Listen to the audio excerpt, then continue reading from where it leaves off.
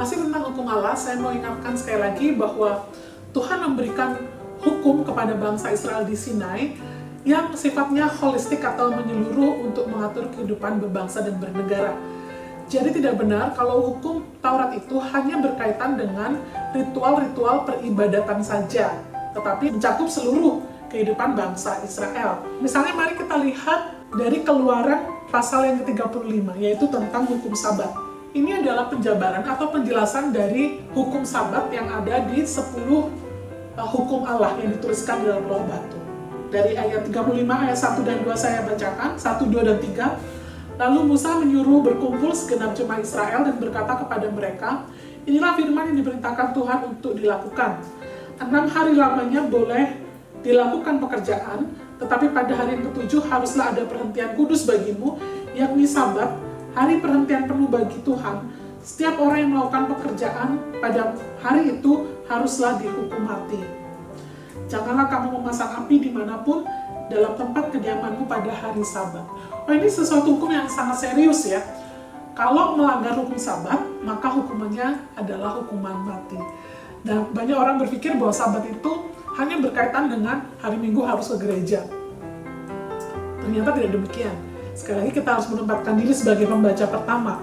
Mengapa hukum Sabat penting? Karena waktu di Mesir, mereka sebagai budak. Dan sebagai budak tidak ada namanya istirahat. Karena itu ketika Tuhan berkata, hari Sabat itu harus berhenti, ini sebenarnya adalah sebuah anugerah bagi bangsa Israel dan juga bagi para budak. Coba kalau tidak ada hukum Sabat, maka mereka akan memperlakukan budak mereka sama seperti ketika mereka diperlakukan di Mesir. Jadi ini adalah hukum yang bukan cuma berkaitan dengan ritual keagamaan ibadah, tetapi juga ada aspek kemanusiaan dan sosial di sana. Memberi istirahat kepada para budak, para pegawai. Dan dikatakan juga dalam penjelasan yang lain, tanah pun harus beristirahat, binatang pun harus beristirahat. Artinya completely rest.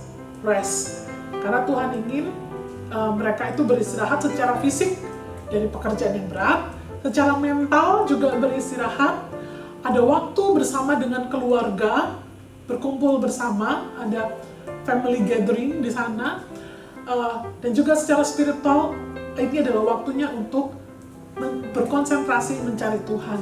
Ada pengajaran-pengajaran yang harus diajarkan kepada seisi rumah dan kepada budak untuk mereka mengingat kembali akan kasih setia Tuhan, bahwa Tuhanlah yang membawa mereka keluar dari Mesir, sehingga bisa memiliki masa istirahat ini. Di dalam Moodle ada artikel saya berkenaan dengan Sabat dan virus Corona. Saya minta saudara membaca, lalu saudara memberikan komentar di forum. Kita sudah melihat aspek-aspek dari hukum Taurat. Ada yang bersifat peribadatan, ada yang berbicara tentang hukum ketenagakerjaan, hukum perdata, perlindungan sosial kepada yang tidak mampu, dan juga hari Sabat. Nah sekarang bagaimana dengan kehidupan pernikahan, kehidupan pribadi bagi bangsa Israel? Itu pun juga diuruskan oleh Tuhan melalui hukum ini.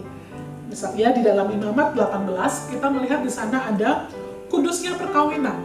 Yang saya rasa kalau kita membaca dengan kacamata modern, kacamata hari ini, maka hukum ini terlalu berlebihan. Karena hal-hal yang terlalu detail tentang kehidupan seksual seorang bangsa Israel sangat diurusin oleh Tuhan di sana.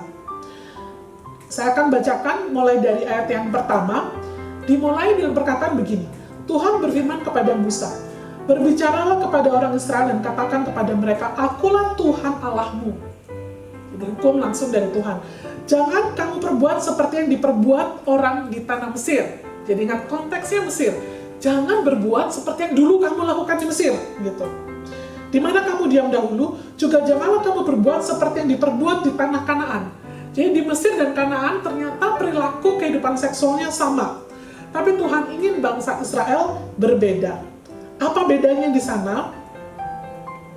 Ayat 6, mulai dari ayat 6. Siapapun di antaramu, janganlah menghampiri seorang kerabatnya yang terdekat untuk menyingkapkan auratnya.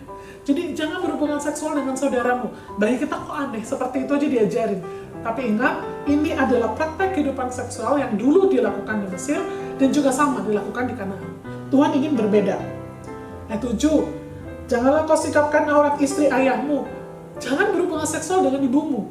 Ini sesuatu yang bagi kita terlalu aneh untuk dibicarakan.